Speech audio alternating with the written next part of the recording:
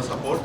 ഈ പടക്കളം ഇത്രയും നല്ലൊരു വിജയമാക്കി തന്നെ നിങ്ങളുടെ ഒരുപാട് സപ്പോർട്ട്. ബിക്കോസ് ഞാൻ നേരത്തെ പറഞ്ഞ പോലെ ഇത്രയും കൂടുതൽ സോഷ്യൽ മീഡിയയിൽ അപ്രീസിയേഷൻ വന്നിട്ടില്ല. അതായത് ഞാൻ എൻ്റെ ഫേസ്ബുക്ക് പേജിൽ തന്നെ ഒരു 150ഓളം കമൻറ്റ്സ് ഓൾറെഡി ഷെയർ ചെയ്ത് കഴിഞ്ഞു. എല്ലാ റിവ്യൂവേഴ്സും നിങ്ങൾ ഉൾപ്പെടുന്ന online media has done great support. നിങ്ങൾ പടം ഇഷ്ടപ്പെട്ടതാണ്. ഇനി കാണാത്തവർക്ക് പടം കാണുക, സപ്പോർട്ട് ചെയ്യുക. Thank you for giving us a great hit.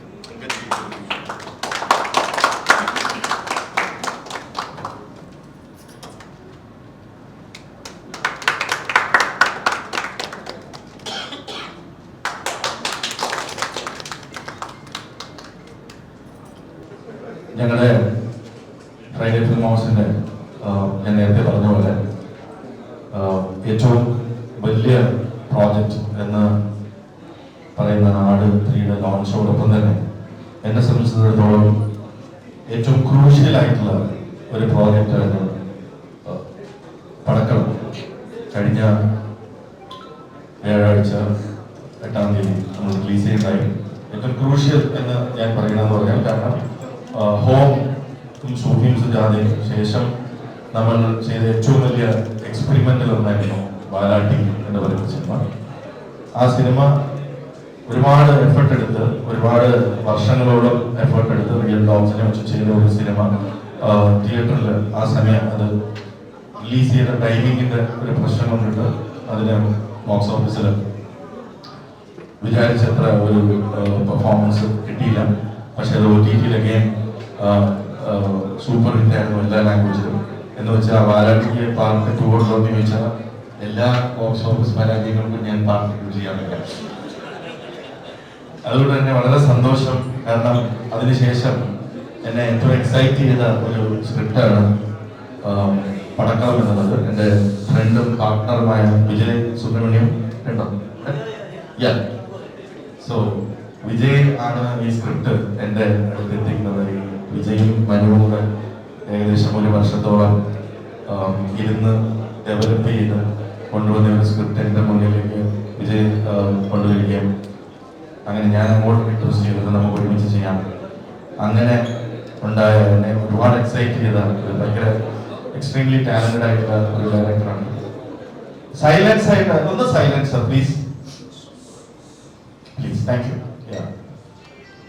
ഒരുപാട് എക്സൈറ്റ് ചെയ്ത ഒരു സ്ക്രിപ്റ്റാണ് അത്. മനു ഞങ്ങൾ അവതരിപ്പിക്കുന്ന 16ാമത്തെ പുതുമുഖ ഡയറക്ടറാണ്. എപ്പോഴും ഒരു പുതുമുഖ ഡയറക്ടറിനെ നമ്മൾ ലോഞ്ച് ചെയ്യുമ്പോൾ അദ്ദേഹത്തിന്റെ അത് എങ്ങനെ സിനിമ ആയി വരും എന്നുള്ളതിൽ നമുക്ക് എപ്പോഴും ഒരു ടെൻഷൻ ഉണ്ടാവും. പക്ഷേ from day 1 Manu was completely into the script and I mean നിങ്ങൾ സിനിമ കണ്ടവർക്ക് അതൊന്ന് മനസ്സിലാവും. Basically is done a fantastic job. And ഇന്നലെ പത്മ തിയേറ്ററിൽ പോലും രാത്രി 10:45 ക്ലാപ്സ് കിട്ടുമ്പോൾ ഒരു പ്രൊഡ്യൂസറെ സംബന്ധിച്ചുള്ള അതിനപ്പുറത്തോട് ഒരു സന്തോഷമില്ല. വളരെ നല്ല രീതിയിൽ പെർഫോം ചെയ്യുന്നു എന്നറിഞ്ഞതിൽ സന്തോഷം. അപ്പോൾ അതിൻ്റെ എൻ്റെ ടീം ഇവിടെയുണ്ട്. So using this platform to answer your questions. Just give it to Manu. Hello, Manu സാറായിരുന്നു പടത്തിന്റെ ഡയറക്ടറാണ്. ആൻഡ് ഫസ്റ്റ് തിങ് അങ്ങോട്ടോ, നിങ്ങൾ എത്ര പേര് സിനിമ കണ്ടായിരുന്നു? സിനിമ ആരൊക്കെ കണ്ടിട്ടുണ്ട്? വളരെ കുറച്ച് കൈകളെ പൊങ്ങിയിട്ടുള്ളൂ. ഇത് തന്നെയാണ് നമ്മളിപ്പം അണ്ടർഗോ ചെയ്യുന്നൊരു കാര്യം. ഒന്ന് എത്തണം, ആൾക്കാരിലേക്കൊന്ന് നന്നായിട്ട് എത്താറുണ്ട്. കാര്യം നമ്മളിപ്പോൾ തിയേറ്റർ വിസിറ്റ് ഒക്കെ ചെയ്യുമ്പോൾ വളരെ നല്ല റെസ്പോൺസ് ഓഡിയൻസ് കയ്യിൽ നിന്ന് കിട്ടുന്നുണ്ട്. അപ്പോൾ ഇനിയും ആൾക്കാർ കയറണം. വൺസ് നിങ്ങൾ കയറി കഴിഞ്ഞ് കൊള്ളാമെന്ന് നിങ്ങൾക്ക് തോന്നുകയാണെങ്കിൽ ഒരു 4-5 പേരെയും കൂടെ കേൾക്കുക. കാര്യം അങ്ങനത്തെ സിറ്റുവേഷനാണ് നിൽക്കുന്നത്. നമുക്ക് ഇപ്പം മോർമോട്ടലി നമുക്ക് നിങ്ങളുടെ ക്വസ്റ്റ്യൻസ് കേൾക്കാനാണ് കൂടുതൽ താല്പര്യം. പക്ഷെ വളരെ കുറച്ച് കൈകളെ ഇവിടെ പൊങ്ങിയിട്ടുള്ളൂ. അത് എന്നെ പേടിപ്പിക്കുന്ന ഒരു സംഭവം തന്നെയാണ് ഫ്രാങ്ക്ലി പറയാൻ. പക്ഷെ ഹോപ്പ്ഫുള്ളി നമ്മൾ പോകുന്ന തിയേറ്റേഴ്സ് പാക്ഡ് ആണ്. ഇന്നലെ നമ്മുടെ തിയേറ്റർ വിസിറ്റ് ഒക്കെ ഭയങ്കര നല്ല റെസ്പോൺസ് വന്നിട്ടുണ്ട്. So let's make sure that people go to the theatres. അത്രേ ഉള്ളൂ. അപ്പോൾ എനിവേ എന്തെങ്കിലും ക്വസ്റ്റ്യൻസ്? അപ്പോൾ ഞാൻ എന്തായാലും ഷർഫിക്ക് കൊടുക്കാം. എല്ലാവർക്കും നമസ്കാരം. പടക്കം ഈ മനു ചോദിച്ച പോലെ മനുവിൻ്റെ ഒരു ആദ്യത്തെ സിനിമയാണ്. ഞാൻ ആദ്യമായിട്ടാണ് ഫ്രൈഡേ ഫിലിംസിന് വേണ്ടി ഒരു സിനിമ ചെയ്യുന്നത്. അപ്പം എനിക്ക് തോന്നുന്നു മനു സംസാരിക്കുന്ന കേട്ടാൽ തന്നെ നമുക്കറിയാം സിനിമയ്ക്ക് തിയേറ്ററിൽ നല്ല റെസ്പോൺസും എല്ലാവരും ചിരിയും ഇല്ലേ? ആരൊക്കെ കണ്ടെന്ന് പറയും അല്ലേ? ചിരിയും കാര്യങ്ങളൊക്കെ ഉള്ളത് ഭയങ്കര ഹാപ്പി സിനിമയാണ്. അപ്പോൾ നിങ്ങളെല്ലാവരും കാണുക.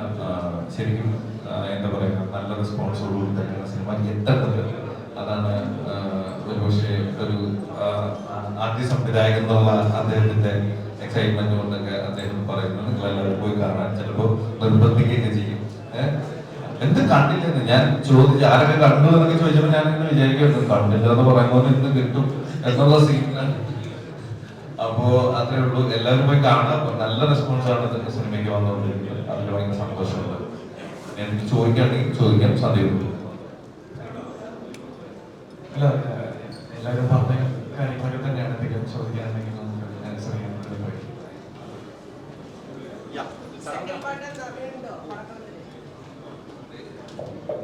അല്ല, ഇപ്പം ഇവിടെ ഇപ്പം നടന്നുകൊണ്ടിരിക്കുന്ന വിജയ് സാറ് പറഞ്ഞത് അതാണ്, ഫസ്റ്റ് പാർട്ട് ഫ്ലോപ്പ് ആവുന്ന പടങ്ങൾക്കാണ് സെക്കൻഡ് പാർട്ട് ഉണ്ടാവുന്നത്. ഈ പടത്തിൽ അങ്ങനെ ഒരു സെക്കൻഡ് പാർട്ട് വേണ്ട, ഫസ്റ്റ് പാർട്ട് ഒന്ന് ഹിറ്റ് ആയിക്കോട്ടെ.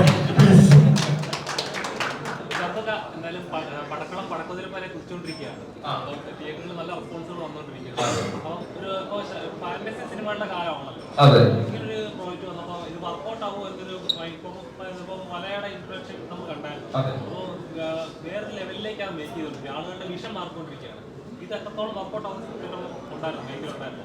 അല്ലെങ്കിൽ ഫാന്റസി സിനിമകൾക്ക് ഒരു സ്വഭാവം ഉണ്ടല്ലോ. ഫാന്റസി സിനിമകൾക്ക് നമ്മൾ ആ കഥ പറയുന്നത് മാത്രമല്ല, അതിന്റെ വിഷ്വലും എല്ലാത്തിലും കുറച്ച് ഒരു മാജിക്കൽ ഒരു സ്വഭാവം ഉണ്ടാവും. ഇത് അങ്ങനെയൊന്നും അല്ലല്ലോ. പടക്കം ശരിക്കും ഒരു റിയൽ ലൈഫ്, ഒരു കോളേജ് ലൈഫിന്റെ അകത്ത് സംഭവിക്കുന്ന ഒരു കാര്യം പോലെയാണ് ശരിക്കും ഇത് ചെയ്തിരിക്കുന്നത്. അല്ലാതെ ഒരു ഫാന്റസി സിനിമയുടെ ഒരു വേറെ വേൾഡിലേക്ക് കൊണ്ടുപോകുന്ന ലെവലിലേക്കൊന്നും ഒന്നും ഇല്ല. അതിൻ്റെ അകത്ത് ഒരു നടക്കുന്ന ആ ഒരു കാര്യം അത് മാത്രമാണ് ആ സിനിമ. പിന്നെ എനിക്ക് തോന്നുന്നു എന്താ പറയാ, ഈ കഥ കേട്ട് കഴിഞ്ഞപ്പോൾ എനിക്ക് ഭയങ്കര ഇൻട്രസ്റ്റിംഗ് ആയിട്ട് തന്നെ തോന്നി. ഈ സിനിമ വർക്ക് ആവണം എന്ന് ഞാൻ ആഗ്രഹിച്ച് ചെയ്ത സിനിമയാണ്. അതെന്നാണ് സംഭവിച്ചത്. സന്തോഷം. ആദ്യത്തെ സിനിമയാണ് ഒരു ഡയറക്ടറെ സംബന്ധിച്ച് ആദ്യത്തെ സിനിമ എന്ന് പറയുമ്പോൾ വളരെ ഇമ്പോർട്ടൻ്റ് ആണ്. ആ ടൈറ്റിൽ സ്ക്രീൻ കാണുക എന്ന് പറയുമ്പോൾ ഉണ്ടാകുന്ന ഒരു മൊമെന്റ് ഉണ്ടാവുമല്ലോ. അപ്പോൾ രാവിലെ പത്മയിൽ നമ്മൾ കണ്ടായിരുന്നു. അപ്പോൾ ഉണ്ടാകുന്ന റിയാക്ഷൻ എങ്ങനെ ഉണ്ടായിരുന്നു? എക്സ്പെക്ട് ചെയ്ത റിസൾട്ട് തന്നെയായിരുന്നു. എക്സ്പെക്ട് ചെയ്ത റിസൾട്ടേക്ക് എത്തുന്നേ ഉള്ളൂ. അതായത് നമുക്കിപ്പം ഞാൻ പറഞ്ഞല്ലോ, ഷോയില് ഓറഞ്ച് ഒക്കെ കത്തി തുടങ്ങിയിട്ടേ ഉള്ളൂ. അപ്പോൾ അതിലേക്ക് വരുന്നുണ്ട്. ഇപ്പം ഒരു ഗുഡ് തിങ് എന്ന് പറഞ്ഞാൽ ഇന്നലെ ഒരു ആശ ബേസിലിട്ട് ഇന്നലെ കണ്ടു.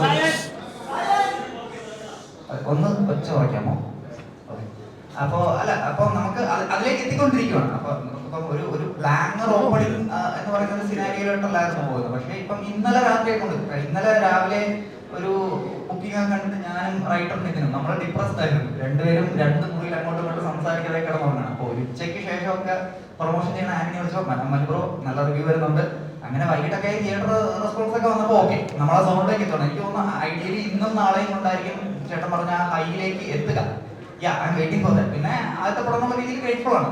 യെസ്, അതന്നെയാണ്.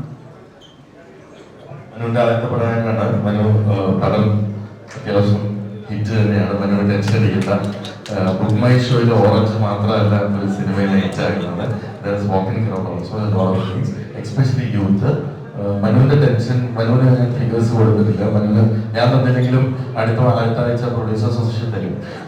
ധൈര്യമായിട്ട് മനുവിന് ചേട്ടാ ഓറഞ്ച് കത്തുന്നില്ല ഞാൻ പറഞ്ഞ മനു, നമ്മൾ ഈ സിനിമയിൽ ഏറ്റവും കോൺഫിഡൻസ് ഉള്ളത് കൊണ്ടാണ് ഇപ്പം ഇതിന്റെ പ്രൊഡ്യൂസറുടെ ഞാനിത് വ്യാഴാഴ്ച ഇറക്കാൻ തീരുമാനിക്കുന്നത്. അപ്പം അത്രയും കോൺഫിഡൻസ് ഉള്ള സിനിമയാണ് ഇപ്പോഴും നമ്മൾ വ്യാഴാഴ്ചകളിൽ ഇറക്കുന്നത്.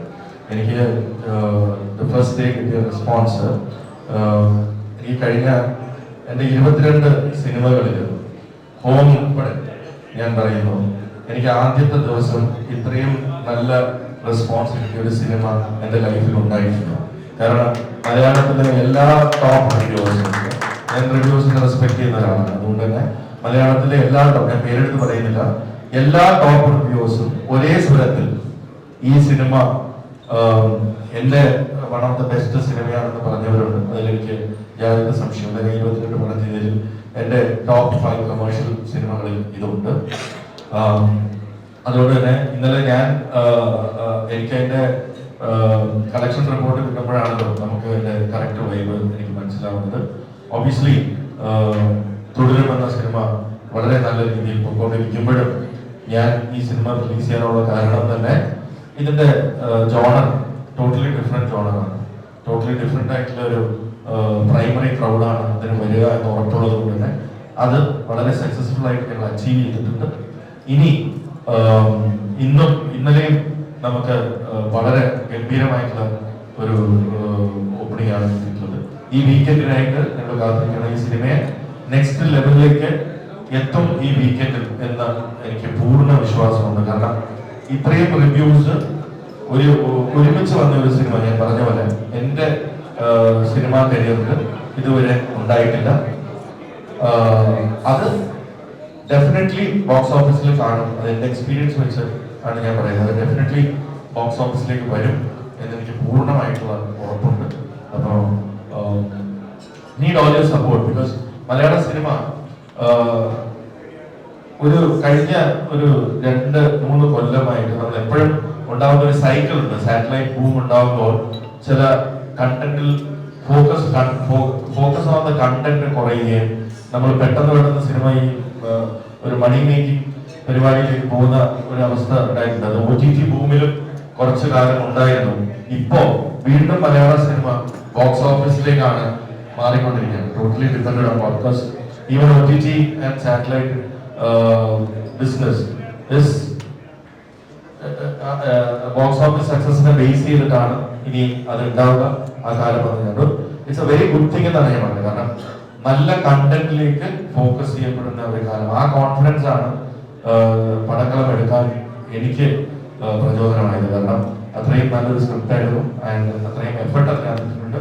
ഇനി സീതത്തിൽ പടക്കളം കോൺഫിഡൻസ് പടക്കം medium size budget or big budget film for me college. അത് സിനിമ കണ്ടവർക്ക് അത് മനസ്സിലാവും. കണ്ടവരെല്ലാം നല്ല റിവ്യൂസ് വരുന്നുണ്ട്. ഇന്നലത്തെ almost 50% of the shows housefull ആണ്. ഇന്നും ഇപ്പോൾ നല്ല റിപ്പോർട്ട്സ് ആണ് വന്നുകൊണ്ടിരിക്കുന്നത്.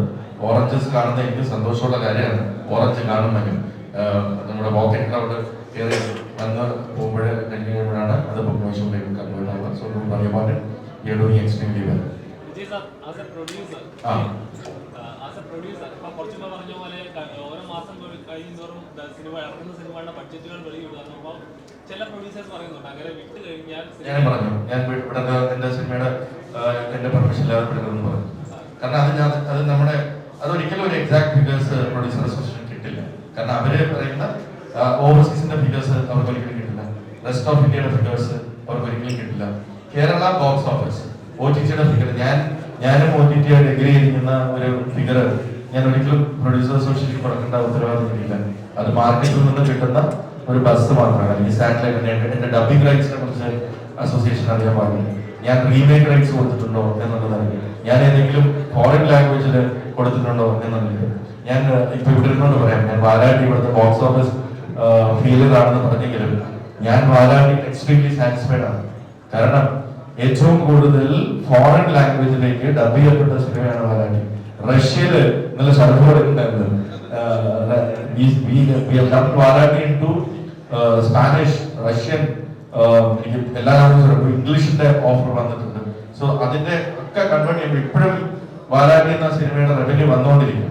അപ്പൊ എങ്ങനെയാണ് ഒരു അസോസിയേഷൻ ഇത് ഫ്ലോപ്പാണ് ഇത് ഹിറ്റാണെന്ന് ഡിക്ലെയർ ചെയ്യാൻ? ദാറ്റ്സ് ഓൺലി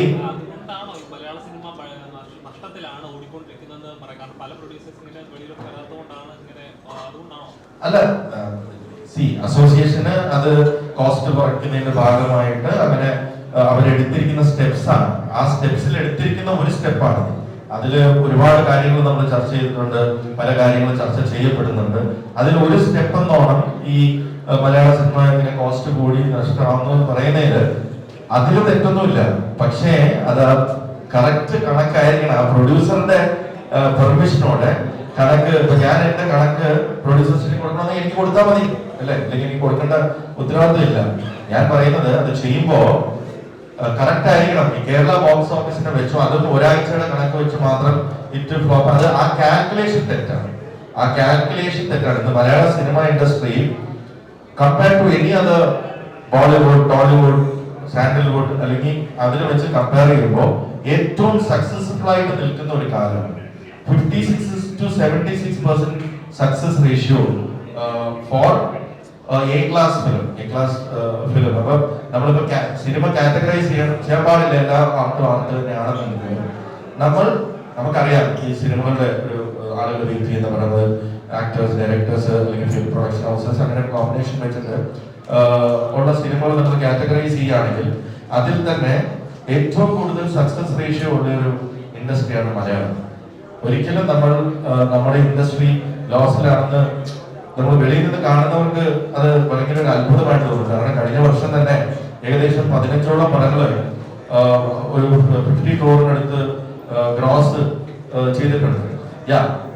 അത് കാൽക്കുലേറ്റ് ചെയ്യുമ്പോൾ നമ്പർ ഓഫ് ഫിലിംസ് കൂടുതൽ ഇറങ്ങുന്ന ഒരു ലാംഗ്വേജ് ആണ്. നമ്പർ ഓഫ് ഫിലിംസ് 199 ഫിലിംസ് ഇറങ്ങുന്ന ഒരു ഇൻഡസ്ട്രി ഇന്ത്യയിൽ മൊത്തത്തിലുണ്ടോ എന്നുള്ളത് തന്നെ സംശയമുണ്ട്. കാരണം നമ്മുടെ ഒരു പോപ്പുലേഷൻ വെച്ചിട്ട് അല്ലെങ്കിൽ നമ്മുടെ ഒരു മാർക്കറ്റ് സൈസ് വെച്ചിട്ട് അത്രയും ഫിലിംസ്, അപ്പൊ അത്രയും കൂടുതൽ ക്രിയേറ്റീവ് ആയിട്ടുള്ള ഒരു സിനിമയെ സ്നേഹിക്കുന്നവരും ഇവിടെ ഉണ്ട് എന്നുള്ളതാണ് സത്യം. എല്ലാവർക്കും അവരുടെ ടാലന്റ്, ചിലവർക്ക് എല്ലാ ആർട്സ് ആൻഡ് അഡ്മിനിസ്ട്രേഷൻ കിട്ടണമെന്നില്ല, അവർക്ക് വേണ്ട ആക്ടേഴ്സിനെ കിട്ടണമെന്നില്ല, അവർക്ക് വേണ്ട ടെക്നീഷ്യൻസിനെ കിട്ടണമെന്നില്ല.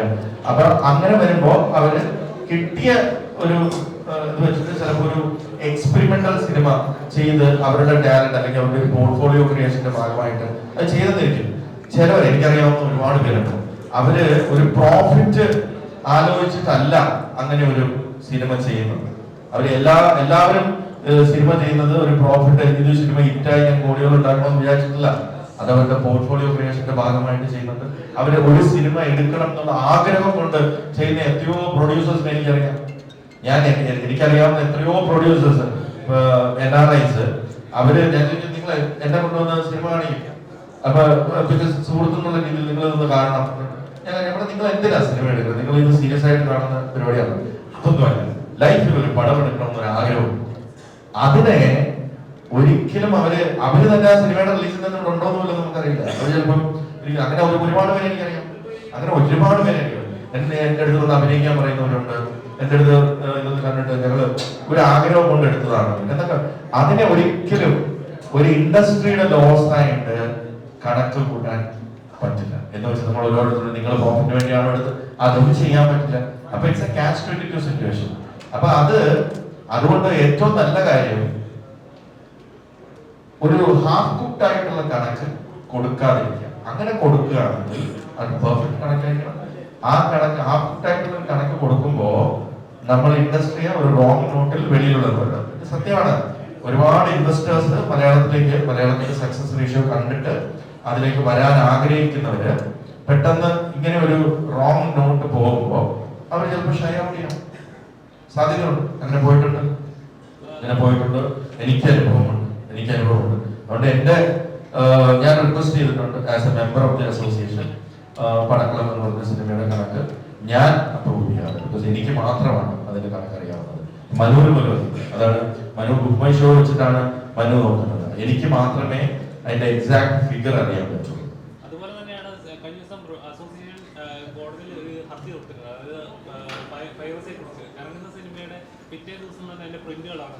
കാരണം പ്രിന്റുകൾ എടുത്ത് നോക്കിയാൽ തന്നെ അറിയാം അത് ഒരാൾ ഷൂട്ട് ചെയ്യുന്നതല്ല.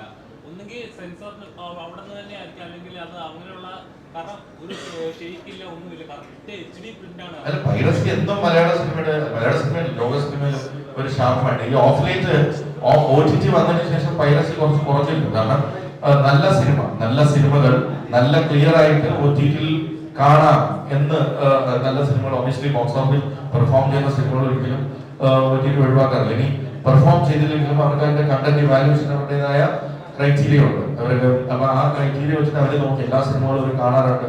ചില സിനിമകൾ OTT-കാർക്ക് ബോക്സ് ഓഫീസ് പെർഫോം ചെയ്യാത്തതാണ്. കാരണം OTT-യിൽ സബ്സ്ക്രിപ്ഷൻ കൂടുതൽ അങ്ങനെയൊക്കെ ഉണ്ട്. അപ്പം ബോക്സ് ഓഫീസ് സക്സസ് മാത്രമല്ല ഒരു OTT-യുടെ ക്രൈറ്റീരിയ എന്ന ക്വാളിറ്റി ഓഫ് ദ ഫിലിം എന്നുള്ളത്. അതുകൊണ്ട് അവർക്ക് ഡ്രൈവ് ഉണ്ടാവുമോ എന്നൊക്കെ ഉള്ള പല ക്രൈറ്റീരിയ ഉണ്ട് അവർക്ക്.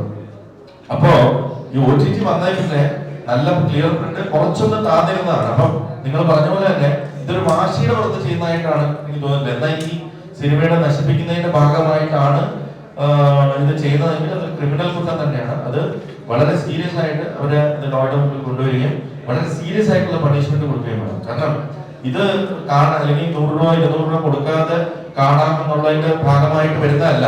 ഇതൊരു ക്രിമിനൽ ഗൂഢാലോചനയുടെ ഭാഗമായിട്ട് എവിടെന്നോ മോഷ്ടിച്ചെടുത്ത അത് എവിടെന്നാണ് പോകുന്നത് കണ്ടുപിടിച്ചത് വളരെ സീരിയസ് ആയിട്ടുള്ള പണിഷ്മെന്റ് ഇതിനെ ലൈറ്റായിട്ട് എടുക്കരുത്. അത് അസോസിയേഷനെ മൂവ് ചെയ്തിട്ടുണ്ടെന്ന് അറിയുന്നു. Will not be supporting it.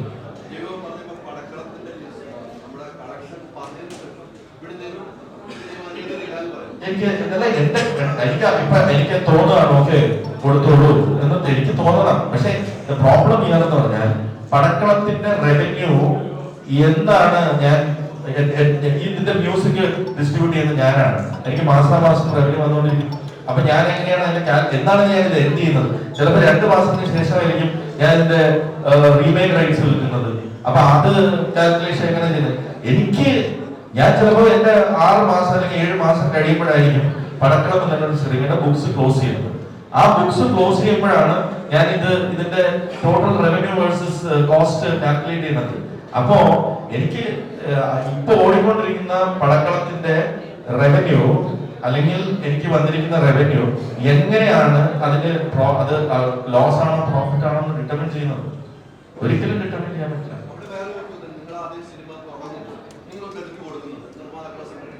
അതിൽ വേരിയേഷൻ വർദ്ധിക്കാൻ എനിക്ക് കുറയ്ക്കാറുണ്ട്. ഞങ്ങളുടെ സിനിമകൾക്ക് ഞങ്ങൾക്ക് വളരെ എഫിഷ്യന്റ് ആയിട്ടുള്ള ഒരു ടീമുണ്ട്. ഞങ്ങൾ എപ്പോഴും ഒരു ഹയർ ബഡ്ജറ്റ് ആണ് ഇടുക. ബിക്കോസ് നമ്മൾ അതിനെ വെച്ചിട്ടാണ് ഒരു ബിസിനസ് പ്ലാൻ ഉണ്ടാകുന്നത്. ഫ്രൈഡേ ഫിലിമോസ് അങ്ങനെയാണ് പ്രവർത്തിക്കുന്നത്.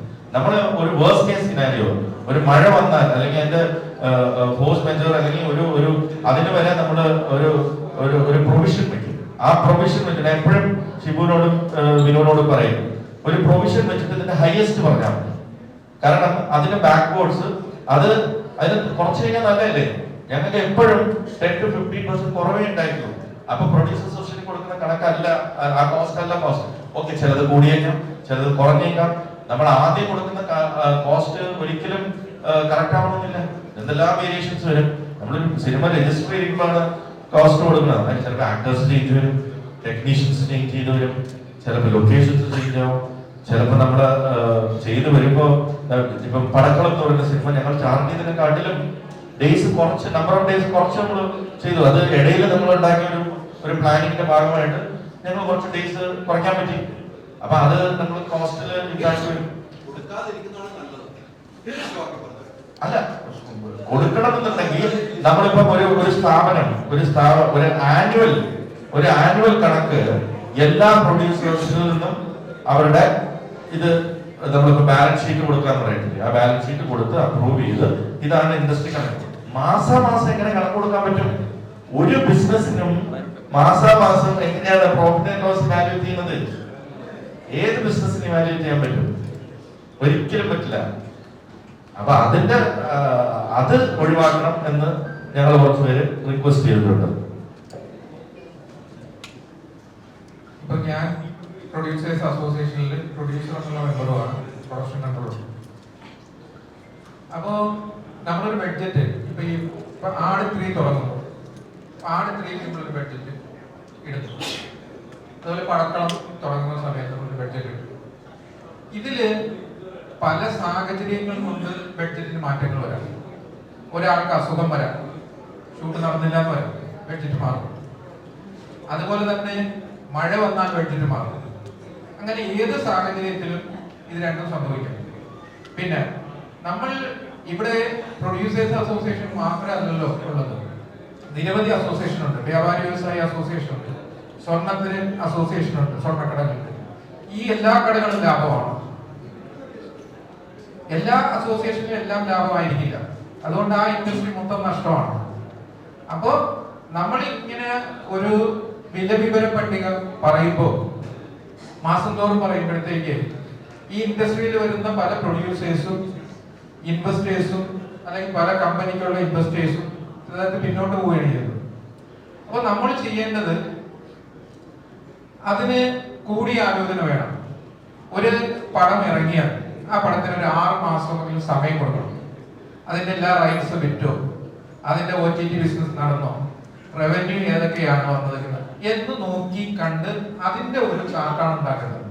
അല്ലാതെ ഒരാഴ്ച കൊണ്ട് ഒരു പടം നഷ്ടമാണോ, ആ പടം ഏതെങ്കിലും ലാംഗ്വേജിൽ വിറ്റുപോയാൽ എങ്ങനെയാണ്, പിറ്റേ ആഴ്ച ഇവര് വിലവിവര പട്ടിക ഇട്ടതിന് ശേഷം പിറ്റേ ദിവസമാണ് വിറ്റെങ്കിലും, അപ്പൊ അതൊക്കെ തെറ്റ് തന്നെയാണ്.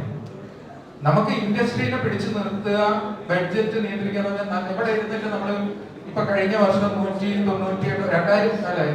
പടങ്ങൾ ഇറങ്ങിയിട്ടെന്ന് പറഞ്ഞു.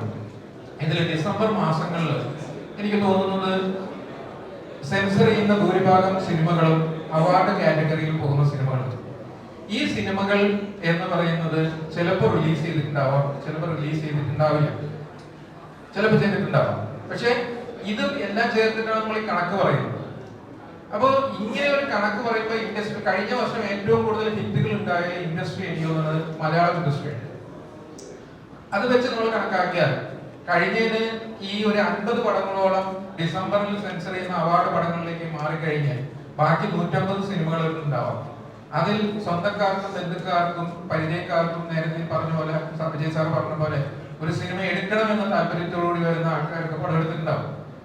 അത് കഴിഞ്ഞാൽ ഒരു 60 സിനിമയായിരിക്കും മലയാള ഇൻഡസ്ട്രിയിൽ കറക്റ്റായിട്ട് പ്രൊഡക്ഷൻ നടന്നിട്ടുണ്ടാകും. ഈ 60 സിനിമയിൽ ഏതാണ്ട് 27 സിനിമയോ 26 സിനിമയോ ഹിറ്റുകളായിരിക്കും. അപ്പൊ ഏതാണ്ട് 50% ഹിറ്റുകൾ ഉണ്ടായ ഇൻഡസ്ട്രി ഈ ഒരു വില പട്ടിക വന്നതോടുകൂടി സത്യത്തിൽ പടങ്ങളുടെ എണ്ണം കുറയുകയാണ് ചെയ്യുന്നത്. പടങ്ങളുടെ എണ്ണം വളരെ വലിയതായിട്ട് കുറഞ്ഞു. കാരണം ഞാൻ ഫെഫ്കയുടെ ജോയിന്റ് സെക്രട്ടറി കൂടിയാണ്. എനിക്ക് വളരെ കൃത്യമായിട്ട് അറിയാം പ്രോജക്റ്റ് അവിടെ വരുന്നതിനെ പറ്റി വളരെ വ്യക്തമായിട്ട് എനിക്കറിയാം. അപ്പോൾ ഇൻഡസ്ട്രിയിലും സിനിമ യഥാർത്ഥത്തിൽ ഇല്ലാണ്ടായിക്കൊണ്ടിരിക്കുകയാണ്. അപ്പൊ ഞാൻ ഇടയ്ക്ക് നമ്മുടെ രഞ്ജിത്തേട്ടൻ പ്രൊഡ്യൂസർ രഞ്ജിത്തേട്ടനോട് ഞാൻ ചോദിച്ചു, രഞ്ജിത്തേട്ടൻ നമ്മളിവിടെ എല്ലാം നഷ്ടം എന്ന് പറയുമ്പോൾ OTT-കാരെ എങ്ങനെ പടം എടുക്കുക?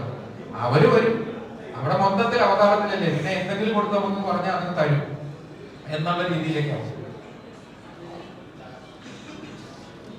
നമുക്കിനി പടക്കത്തിലേക്ക് വരാം. ചോദിക്കാനുള്ള കോൺട്രവേഴ്ഷ്യൽ സാധനങ്ങളൊക്കെ കിട്ടിയെങ്കിൽ പടക്കത്തിൽ എന്താ മനസ്സിലായി അതിലിപ്പോ മനസ്സിലായി. ഫ്രൈഡേ ഫിലിം ഹൗസ് എന്ന് പറയുമ്പോൾ തന്നെ ആളുകൾക്ക് ഒരു പ്രതീക്ഷയാണ്. ഈ മറ്റ് പ്രൊഡക്ഷൻ ഹൗസിൽ നിന്നും വ്യത്യസ്തമാക്കുന്ന പുതുമുഖങ്ങൾ എപ്പോഴും ചൂസ് ചെയ്യാനായിട്ട് ശ്രമിക്കുന്ന ഒരു പ്രൊഡ്യൂസറാണ് താങ്കൾ. ആസ് എ പ്രൊഡ്യൂസർ എത്രത്തോളം റിസ്ക് ഉണ്ട്?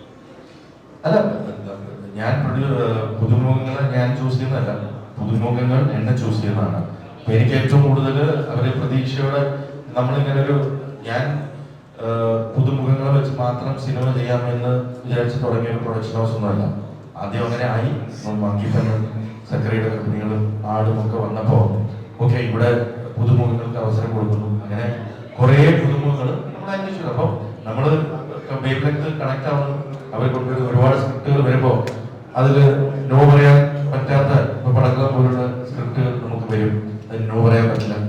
പിന്നെ ആ പ്രോസസ്സ് ഇപ്പൊ നമ്മൾ എൻജോയ് ചെയ്യുന്നുണ്ട്. ഇപ്പൊ ഒരു പുതുമുഖം ആവുമ്പോൾ അവരോട് നമ്മൾ സ്ട്രെങ്ത്തും വീക്ക്നെസ്സും ചോദിച്ച് അവരുടെ അതിന് വേണ്ട സപ്പോർട്ട് കൊടുത്ത് അത് ബാലൻസ് ചെയ്ത് അങ്ങനെ ചെയ്ത് ആ പ്രോസസ്സ് ഇപ്പൊ നമുക്ക് 22 സിനിമകളായി 16 പുതുമുഖങ്ങളായപ്പോൾ അത് യൂസ്ഡ് ആയി. അപ്പൊ നമുക്ക് ആ ടെക്നിക്ക് അറിയാം, പഠിച്ചു.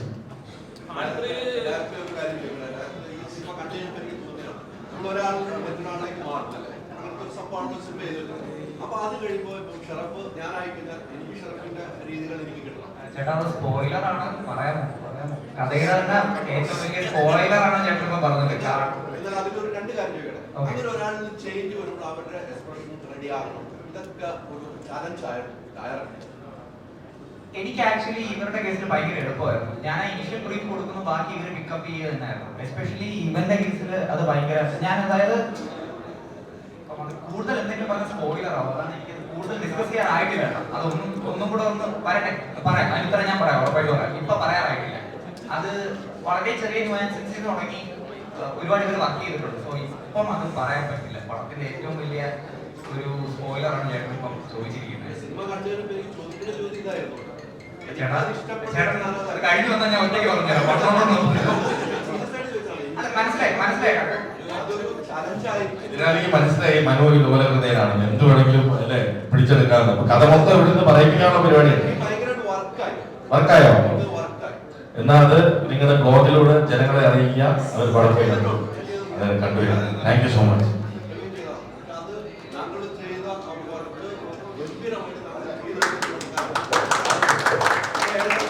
ഹൈദരാലിയുടെ വായന നല്ല വാക്കിന് ഭയങ്കര പാടാണ്. അതാണ് കിട്ടിയിരിക്കുന്നത്.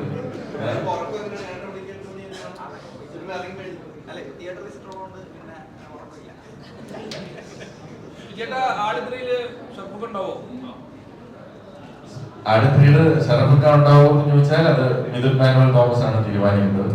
ബിക്കോസ് സാധ്യതയുണ്ട്, ഇല്ലായിരിക്കുന്നില്ല. ഒരുപാട് ക്യാരക്ടേഴ്സ് ഇല്ലേ? ആടില്ലെങ്കിലും അടുത്ത സർപ്രൈസുകൾ ഒരുപാട് ഉണ്ടെന്ന് പറഞ്ഞില്ലേ? സംഭവങ്ങളൊക്കെ വരും. പുതിയൊരു ഞങ്ങൾക്ക് ഞങ്ങളുടേതായ യൂണിവേഴ്സ് ഓൾറെഡി ഉണ്ട്. അതിന് ഓപ്പൺ ചെയ്യേണ്ട കാര്യമില്ല. നമുക്ക് ഒരുപാട് ക്യാരക്ടേഴ്സ് നമുക്കൊരു യൂണിവേഴ്സ് എന്ന് വിളിക്കാം. ഞങ്ങളുടെ ഫാമിലിയാണ്.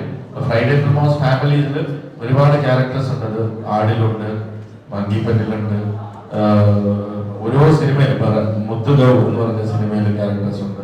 അങ്ങനെ ഓരോ സിനിമയിലും ക്യാരക്ടേഴ്സ് ഉണ്ട്. ഇതെല്ലാം നമ്മുടെ ഫാമിലി തന്നെയാണ്. അത് എന്ന് വേണമെങ്കിലും ഒരു യൂണിവേഴ്സ് ആയിട്ട് സർപ്രൈസുകളാണ്. അപ്പൊ ഞങ്ങൾ ഇപ്പൊ വിളിക്കുന്നത് വൺ ലാസ്റ്റ് റൈഡ് എന്നാണ്. അത് നേരത്തെ പറഞ്ഞ കഥ പറഞ്ഞു അതൊരു പരിപാടിയില്ല.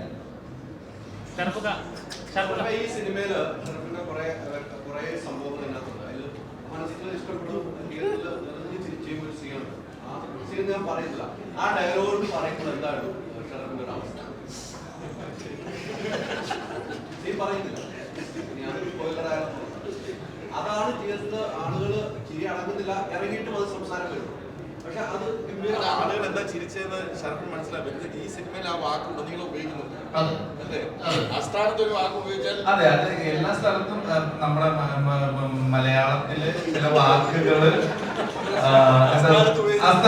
അസ്ഥാനത്തല്ല, ചില രണ്ട് സ്ഥലത്ത് ഉപയോഗിച്ചാൽ രണ്ടർത്ഥമുള്ള ഒരു അങ്ങനെയുള്ള ഒരു റിയാലിറ്റി ഉണ്ട്. സ്ക്രിപ്റ്റിൽ ഉണ്ടായിരുന്നതാണോ?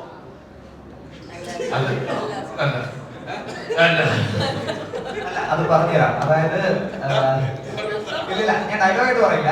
പക്ഷെ അത് ഷറഫൊക്കെ ഓൺ സെറ്റിൽ ഇംപ്രൂവൈസ് ചെയ്താണ്. ചിലപ്പോൾ പുള്ളി എൻ്റെ അടുത്ത് ആദ്യം പറഞ്ഞിരുന്നെങ്കിൽ ഞാൻ അത് വയ്ക്കാൻ സമ്മതിക്കില്ലായിരുന്നു. അപ്പൊ പുള്ളി എൻ്റെ അടുത്ത് പറഞ്ഞു ഒരു സാധനം ഞാൻ ഇടാം, അത് കഴിഞ്ഞിട്ട് മനു ഓക്കെ എന്ന് പറഞ്ഞാൽ ഈ സീൻ എടുത്തു കഴിഞ്ഞിട്ട് പുള്ളി പറഞ്ഞു കട്ടിന് ഞാൻ പറയില്ലെന്ന് പറഞ്ഞു. അങ്ങനെ കരുതി എന്നിട്ട് ഞാൻ ആ സാധനം കട്ട് ചെയ്യണോ ഇങ്ങനെ വെറുതെ ഇവനോട് പറഞ്ഞതാണ്. ഇവൻ റൂമിൽ നിന്നൊക്കെ അറിയുമ്പോൾ മനു ഒരു ചിരിയൊക്കെയാണ് പടം ഇട്ടാക്കണം വെറുതെ കട്ടാക്കണം പറഞ്ഞ റൂമിൽ നിന്നൊക്കെ ഇറങ്ങിപ്പോയി. അപ്പൊ അത് പക്ഷേ അത് ഫുൾ ക്ലോസ് ഷറഫിക്ക പുള്ളി ഇംപ്രൂവൈസ് ചെയ്താണ്. ആൻഡ് എനിക്ക് തോന്നുന്നു തിയേറ്ററിൽ ഏറ്റവും കൂടുതൽ ലാസ്റ്റ് കിട്ടിയിരിക്കുന്ന അതിനാണ്. ഭയങ്കര റെസ്പോൺസിബിൾ ജോക്കാണ് അത്.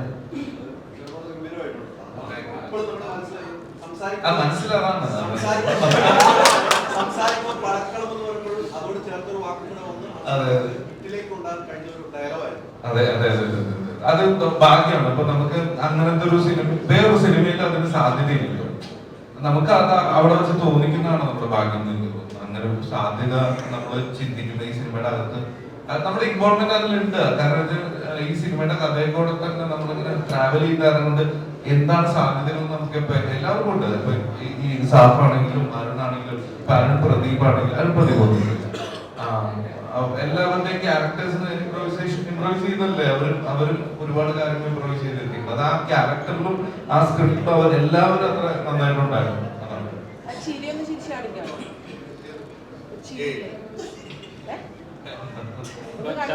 ഇപ്പൊ വൈറലായിക്കൊണ്ടിരിക്കുകയാണ്. ഇപ്പൊ നേരത്തെ അർജുൻ അശോകന്റെ ചിരിയായിരുന്നു ഇപ്പൊ ട്രെൻഡിങ് പൊക്കോട്ടത്. ഇപ്പൊ ഷർഫക്കയുടെ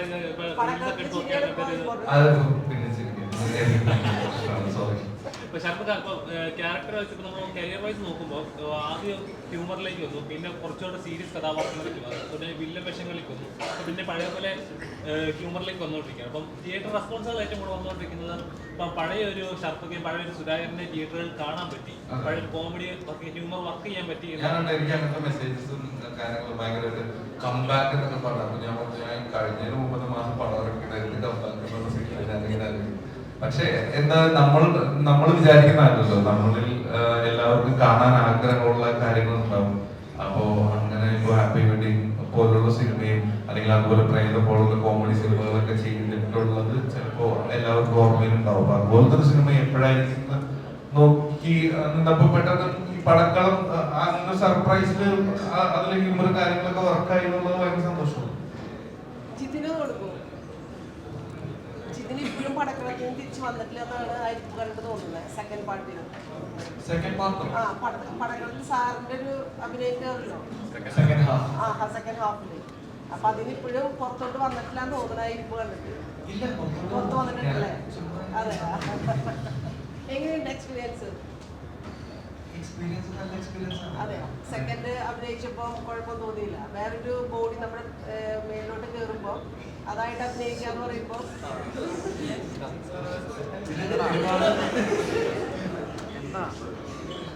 അല്ല സിനിമയിൽ ഒരുപാട് കാര്യങ്ങൾ പെർഫോം ചെയ്യാനുണ്ട്. സ്ക്രിപ്റ്റ് വായിച്ചപ്പോൾ തന്നെ പെർഫോം ചെയ്യേണ്ട കാര്യങ്ങൾ ഓൾറെഡി ബ്രീഫ് ചെയ്തിട്ടുണ്ട്.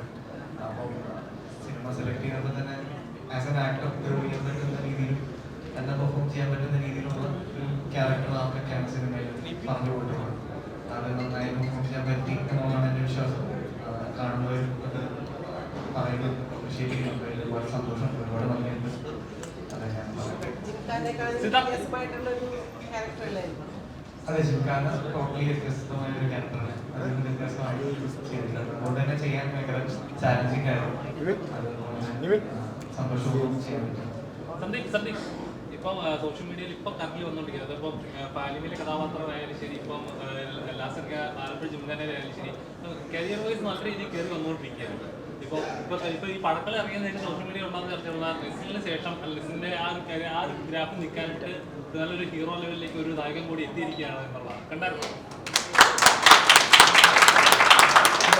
എല്ലാവർക്കും ഇഷ്ടപ്പെടുന്നതിൽ ഒരുപാട് സന്തോഷം. കമ്പാരിസൺ ഒന്നുമില്ല. നമുക്കും ചെറിയൊരു സ്പേസ് ഉണ്ടാക്കിയെടുക്കുക, മലയാളത്തിൽ മറ്റുള്ള ക്യാരക്ടേഴ്സ് ചെയ്യാൻ പറ്റുക എന്നുള്ളത് തന്നെയാണ് ആഗ്രഹം. നിലനിൽക്കുക എന്നുള്ളതാണ് അതിനേക്കാൾ ഇമ്പോർട്ടൻ്റ് ആയിട്ടുള്ള കാര്യം. സിനിമയിലേക്ക് വരുന്നതിനേക്കാൾ നല്ല സിനിമകളുടെ ഭാഗമായിട്ട് നിലനിൽക്കുക എന്നുള്ളതാണ് അതിൽ ഏറ്റവും ചാലഞ്ചിങ് ആയിട്ടുള്ള ഒരു ഭാഗം. അത് നന്നായിട്ട് ചെയ്യാൻ പറ്റണം എന്നാണ് ആഗ്രഹം. അങ്ങനെയാണ് മുന്നോട്ട് പോകുന്നത്.